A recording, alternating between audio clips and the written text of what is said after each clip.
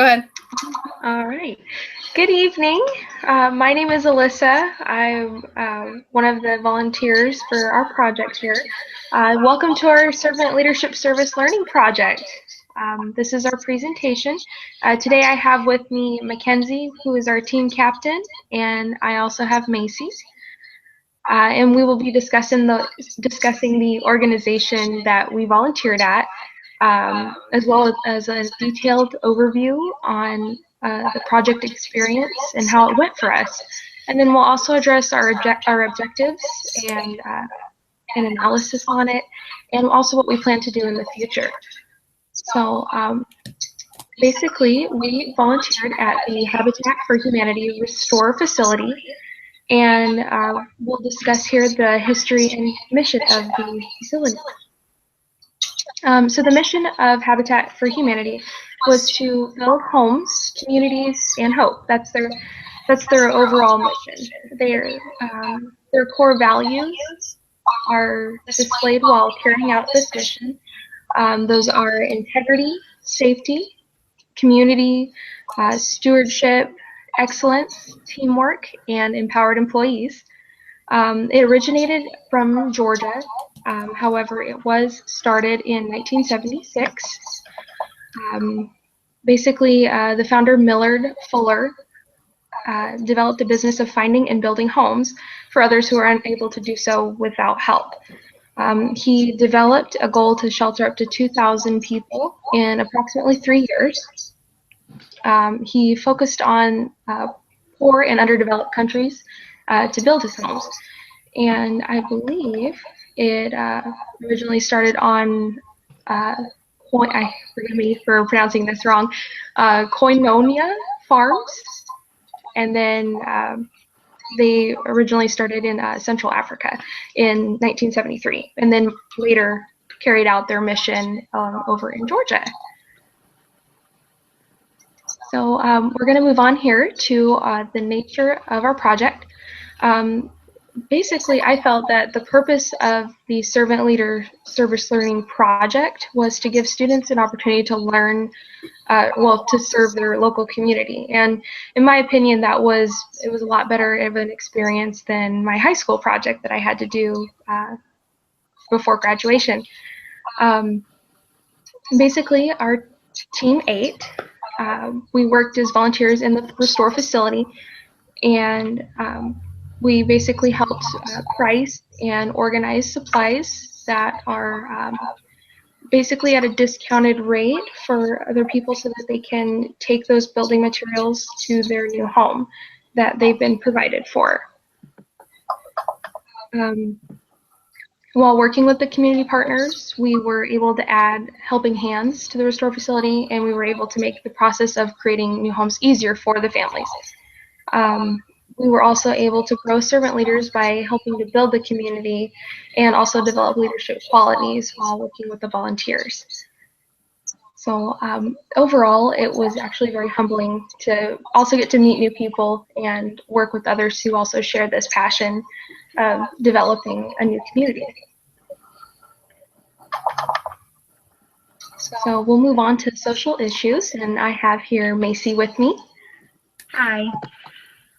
So some social issues that we have with this project was housing, or in general that this project helps, are housing material prices, homeless individuals unable to find shelter, unaffordable heat and survival resources. So the housing material prices are an extreme high at a retail level. So this is why the Restore relies on individuals who volunteer their time and even their items that may be new or even gently used to give individuals the most fair and affordable housing items as possible. This is just one of the social issues that the Restore helps with. So when we sell items at the Restore, we're funding houses for individuals who are unable to afford a house or even shelter. Homeless individuals that are unable to find shelter come into play as well. In 2015, there was 186 families that were served from the Restore from the funding of selling items at the Restore. There were also 10,000 volunteers who helped in 2015.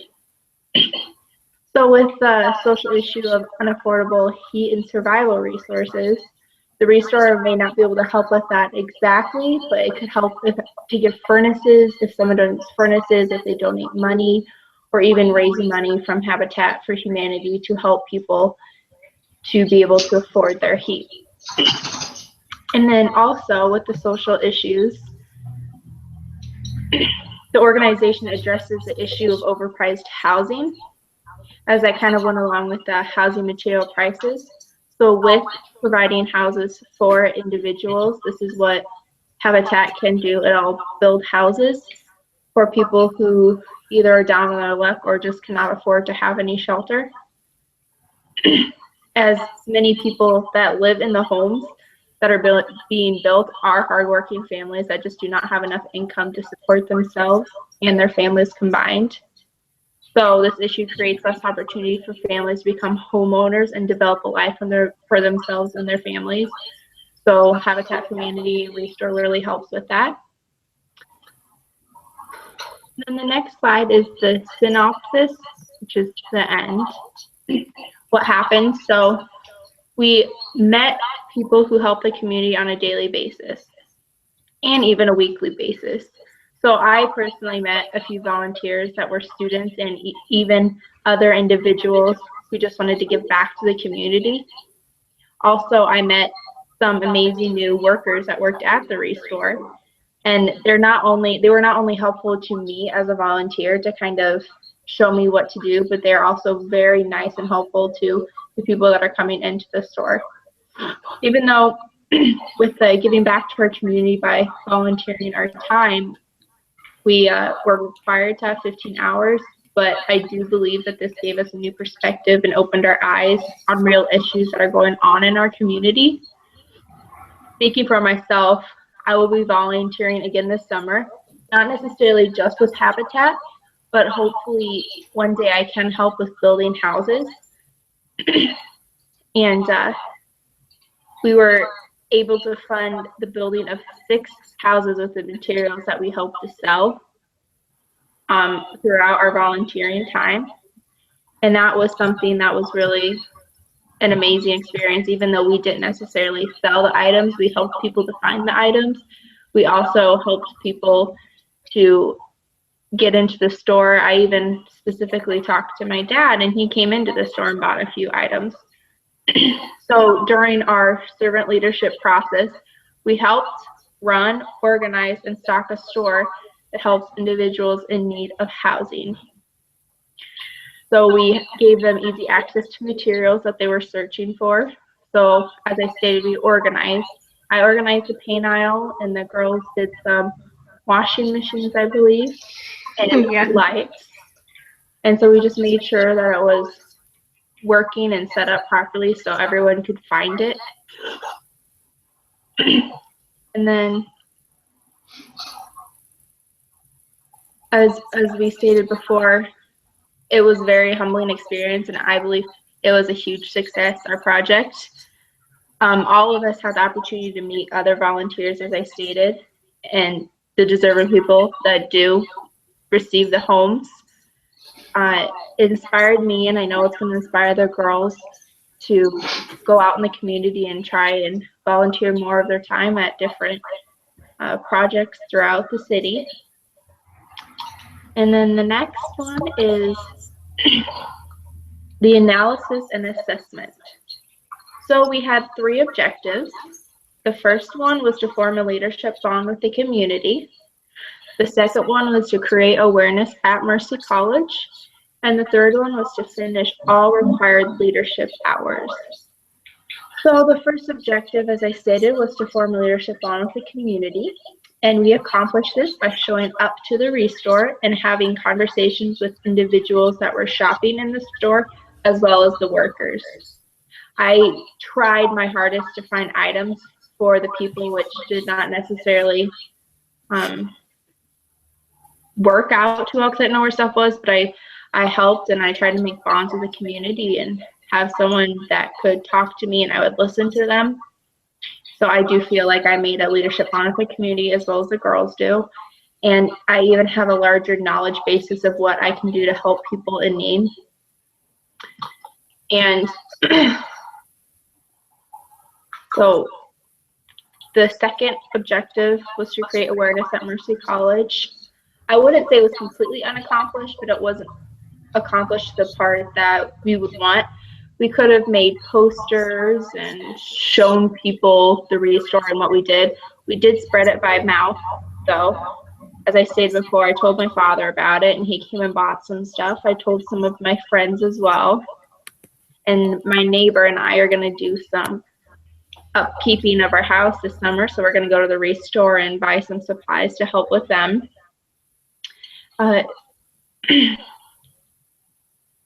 And then,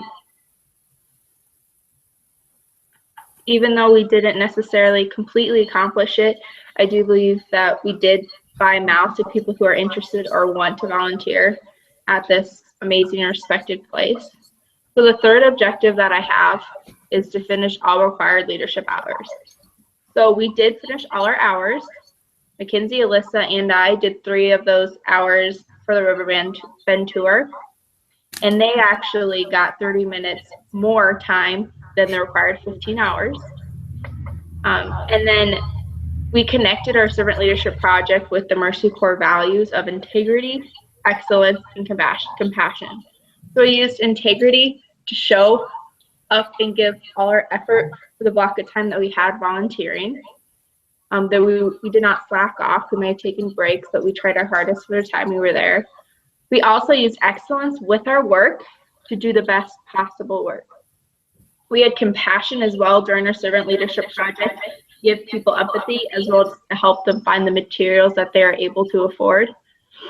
I know I am personally blessed to not have to worry about not having a roof over my head, and I am honored to have worked with the Habitat for Humanity at the Restore for this project to kind of give me a new perspective in life about housing and where people need to come to get houses and the people that volunteer and spend their time helping these people.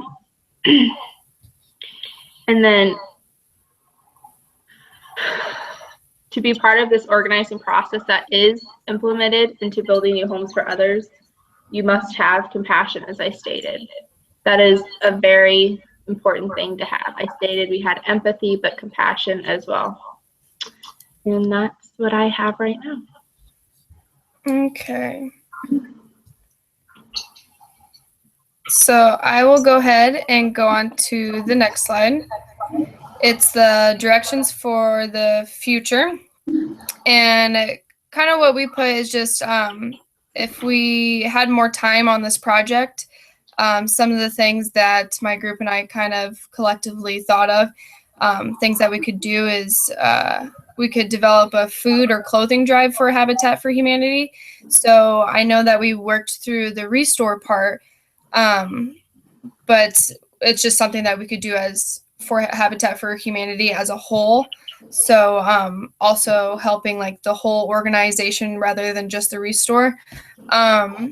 And then so like a food and clothing drive would ensure that people who are getting the homes are well stocked with food and to help them save money for their upcoming mortgage payments. Additionally, a clothing drive would assist the families to ensure that they would receive the proper clothing that they need for their jobs and proper clothing for their children to go to their school.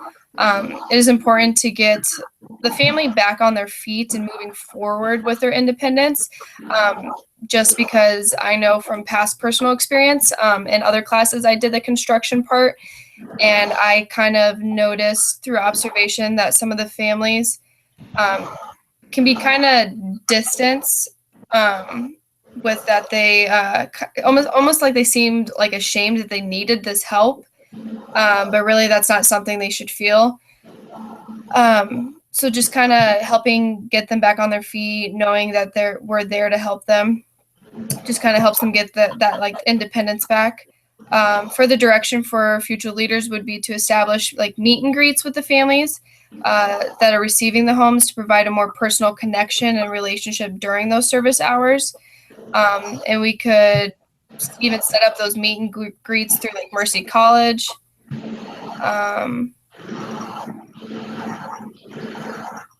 Let's let's see.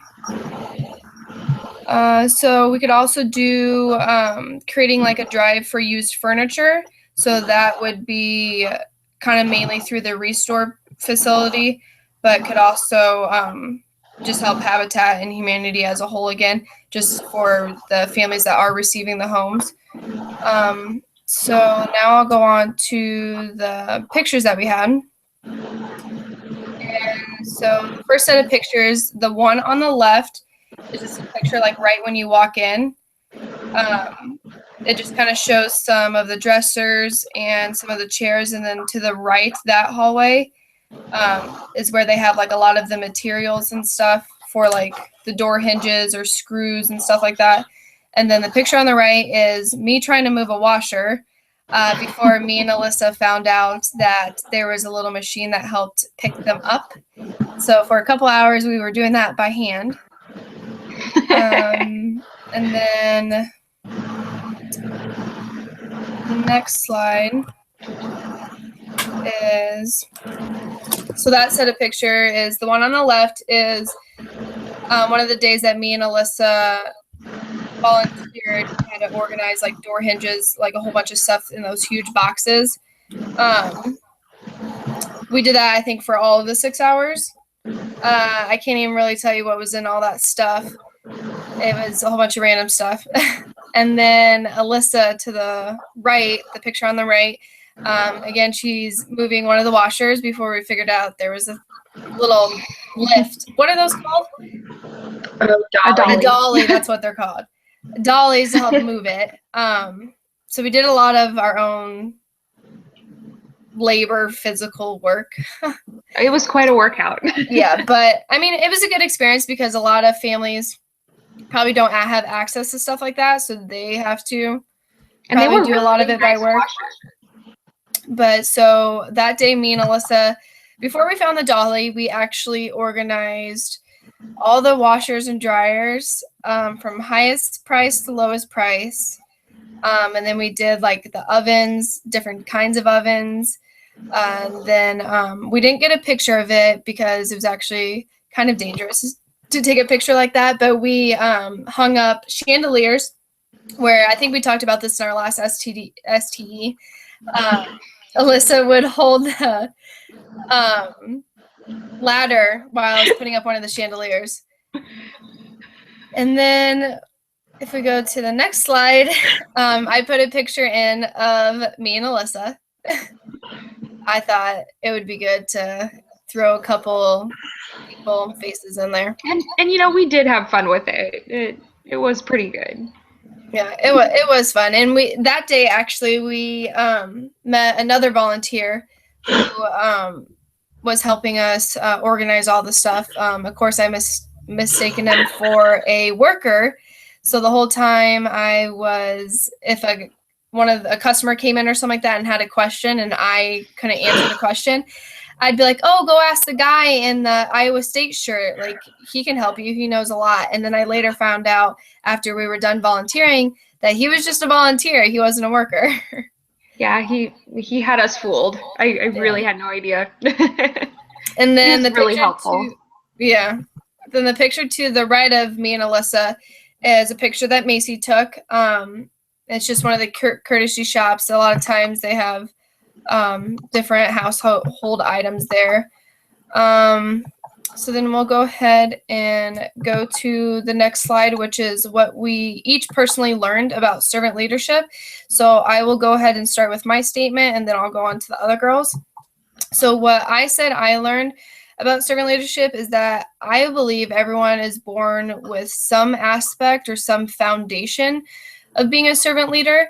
However, to become a true servant leader, one must grow and develop within Greenleaf's characteristics that he describes. And I learned that a servant leader has a natural feeling of wanting to serve others, and that they focus primarily on the growth and well-being of people in the community. So that's what I said for my statement, and I will go ahead and switch over to Alyssa. So ours are all probably going to be really similar in that we agree that we need, in order to develop our to be a better servant leader is to develop Greenleaf's characteristics that he, I believe there's 10 or 12 of them. The couple that I feel I have learned would be listening and empathy. The one that I would really want to work on is, I believe it's charisma, or persuasion. That one is a huge one to me, just because you can use that to build rapport with others and establish a stronger community and build more connections in involving more people to come and help as well. So I've learned a few of those characteristics, most of them, but I still feel that I would want to work on a few more over time as I continue to develop my skills and get out there in our local community. Sounds good. So I learned a lot about servant leadership in the past 15 weeks. At the very beginning, I put the 3 top important of the 10 principles of servant leadership that we had. The 3 I chose was listening, empathy, and building community. And I still believe that these are my top 3. I learned that you have to make sacrifices of some sacrifice of yours to be able to help people in need. It may not be something you want to do, but you have to do it to be a servant leader, and it will benefit you in the end. So with the 3 top, listening, I feel like I have become a better listener and understanding what people are saying to me. And also I have empathy for people. I always have, but I feel like it has grown. And then building community, I've taken a step towards being able to give back to my community. I want to continue to do that. And so with these 3 items, anyone, I believe, can take the first steps of becoming a servant leader. And I just want to add to that, Macy, I feel that your statement is very well-rounded. Sacrifice is a huge thing to really keep in mind when volunteering, and it does take a lot of work and effort to get these things done. But if you're so passionate about it and you care, it really makes it all worth it, and you don't even end up thinking about the sacrifices that you do make. So I just wanted to contribute to that, and I think that's great. Okay. Yeah, I think we all did really well. It was definitely a good experience that we had. Especially it was different for me since I originally did the construction one through Habitat Through Humanity. So I really enjoyed going through the Restore one. So just kind of to conclude the whole thing, I just wanted to say thank you to you girls. I'm glad that we were a group. I think we got lucky. And I think we both really enjoyed our hours. And I also want to say thank you to Dr. Joe. He definitely kind of opened our eyes to a different world, made us realize some things about our community that a lot of people may not know about. And after seeing all that stuff and going through this course, I've realized that there's a lot of, maybe not issues, but there's a lot of things in our community that maybe need to be addressed, or just need to have more awareness about it, just so we can help create a closer community and just rebuild it and make it a stronger community as a whole. So I didn't know if any of you girls had anything else you wanted to add. Yeah, I can add a little something, just kind of about my personal. So I used to work at this place, Camp Sunnyside, and this summer I've decided on Fridays to go and volunteer. Me and my friend Lindy, we used to work there, and we love the kids there and the counselors. So I decided that this summer I'm taking weekends off of work to kind of focus on me, and then also do some volunteering in school as well. So maybe I can do a house for Habitat for Humanity in there somewhere too.